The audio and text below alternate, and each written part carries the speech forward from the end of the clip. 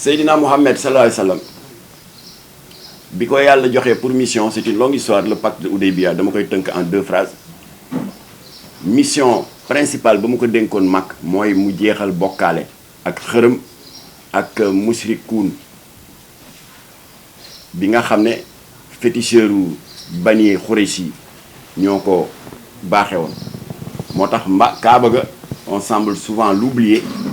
ni sama maamu lébu ceddo yi daan def amuy xamb ak i samp ak i tuur Kaaba gi xamb la woon 360 jër père de famille bu jóg am say sàkkutéef dañ lay wax rab bi kay toppatoo nga ñëw def yi ngay def dem bu dee sa doom nga bëgg a maye jabar pour sëy bi barkeel bu dee tool pour bu nawet bi ñëwee mbay mi barkeel ainsi de suite waaye ba Seydina Mohamed ñëwee ci gàttal parce que c'est une longue histoire rajaxe na xamba yi setal kaaba gi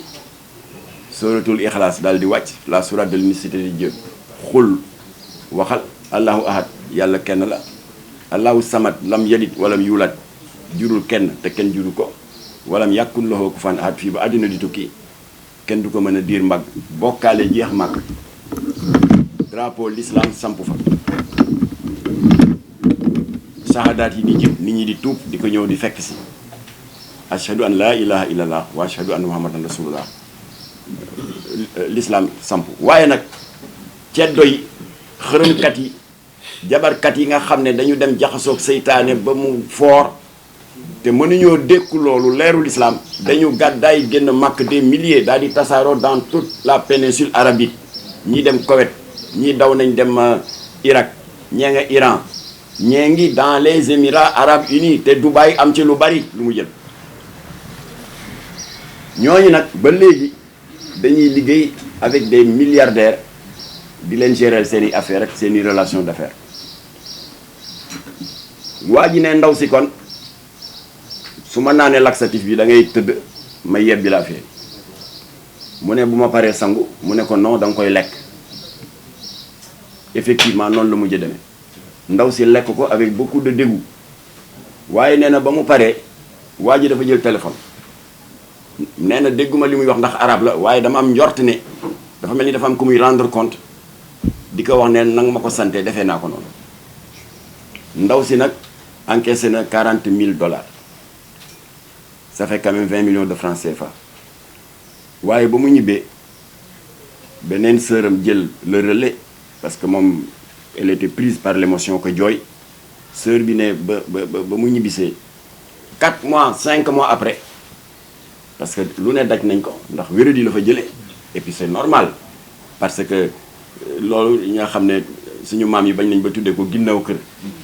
parce que chance bii ñu am ñun ñi bokk jamono am des toilettes modernes dans les chambres dans les couloirs amul woon ñoom da nga daan dem ca ginnaaw kër ga moo tax ñu tuddee ko ginnaaw kër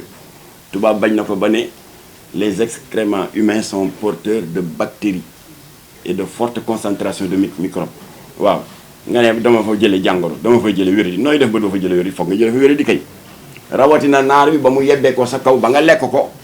ay ayibam ay catam ay musibaam ay umoom ay rabam ak i jàngoroom jële na ko ci jëmmam moom mu set wicc mu toxal ko sa jëmm loolu jar na 1 milliard jaru ko amul ku fa jóge nekk en bonne santé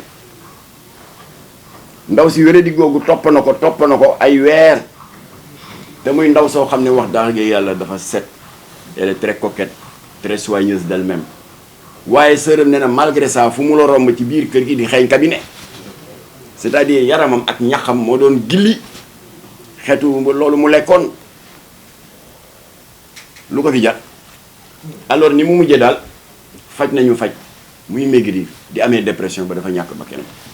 kon nag ci gàttal mënuñoo nettali lépp parce que le président Macky Sall jox naa ko tous les éléments et qui sont vérifiables d'ailleurs ci gàttal et je fais une parenthèse m'adresser ak ñi jot a mucc et qui commençaient à subir l'attrait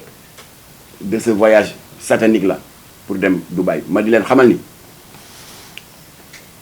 nit dem na fa jële wéradi gu tee wér ba nga mujjee ñàkk sa bakkan am na ku fa jógee am dépression dépression bi yéeg ba jural ko des tendances suicidaires. C'est une Ougandaise gis ngeen vidéo baa ngi def le buzz dans les réseaux sociaux nu mu mujj def yéeg 7e étage moom ndoolul de elle a gagné des dizaines de millions waaye nekkatul nit dépression cauchemar di tiit guddi di yuuxu di maigrir amatul appétit 7e étage la jóge tëb daanu dee xaru lu ko fi jar kon na ngeen xam ne du waaw damay lekk ay ginnaaw këru naa rek après 20 millions di déedéet est-ce que sa bakken dana ko fekke alors donc loolu moo tax lii xew Dubaï comme je l'ai dit au président Macky Sall c'est 10 000 fois plus grave que le trafic de migrants bi daan am Libye parce que boobu dañ leen di trafic dañ leen di jaay ñu nekk ay jaam di liggéey ci toolu mboq yeeg toolu dugub yi fii dañ lay ñëw dugal la ci dans du fétichisme meurtrier alors kon nag ba ñu waxtaanee ba pare ginnaaw bi ma ko tënkalee lii ma leen tënk wax ko suñu disponibilité liggéey ak état pour mën a sowe ña fa tag parce que je viens de le dire et je le répète tiktokeuse yi influenceuse yi benn animatrice rajo benn chroniqueuse u télé 11 miss yi itteeluñu ñooñu c'est pas des victimes c'est des complices du caca gang de Dubaï ñi ñi itteel mooy ñi ñi nax ay intermédiaires yi gis leen de braves jeunes filles de braves jeunes garçons des diplômés chômeurs animés de bonne foi bëgg a dem wuti teraanga daan seen doole teral seen njaboot ñu nax leen yóbbu leen ñu dugg dans ce guêpier là ba mënatuñ ci génne ba ñu nangu seen passeport teg si ñooñu lañu moo tax son waxtaan ak Macky Sall la yàgg parce que il faut ñu wutal pexe pour sauver leen bëgg nañu ñibbisi mais amatuñu passeport employeurs yi nangu nañ passeport yi bëgg nañu ñibbisi mais amatuñu contact ak seen famille ndax dañ leen di tere téléphoner ñooñu il faut que état bi sauver leen ay doomu réew mi lañ l'état n'a pas le droit de les abandonner c'était ça qui explique la durée de notre entretien parce que dama doon wax ak moom di ko joxale ay preuves alors bu ko defee ñu ngi dégg ci réseaux sociaux yi ginnaaw bi ma président recevoir ñuy naqarlu piège bii ñu tendre ay doomi réew mi toroxal leen nangu seen passeport couper leen seeni relation ak seen mbokk maa ngi dégg ay ñu naan ku dem Dubaï sa affaire la yoonu état néew ci yooyu da ngeen koy wax